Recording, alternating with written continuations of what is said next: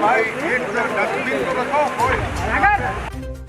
तो हेलो दोस्तों, जैसा कि आप लोगों ने थंबनेल पे देखा है, खेसारी लाल यादव का साउथ इंडियन में है ना। तो जैसा कि मैं बता दूं, साउथ इंडियन एक्टर जो है अल्लू अर्जुन ने खेसारी लाल यादव को साउथ मूवी के लिए ऑफर किया है। हाल ही में खेसारी लाल का एक सैड सॉन्ग रिलीज हुआ था जिसमें उन्हें साउथ इंडियन अल्लू अर्जुन के रूप में देखा गया था।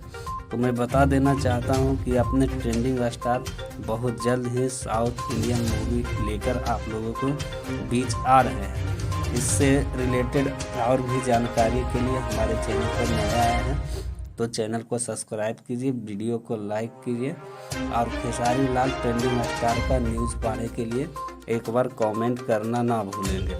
हमारे चैनल पर सिर्फ और सिर्फ ट्रेंडिंग स्टार का ही न्यूज़ आता है जो कि अभी ट्रेंड में चल रहे हैं। धन्यवाद।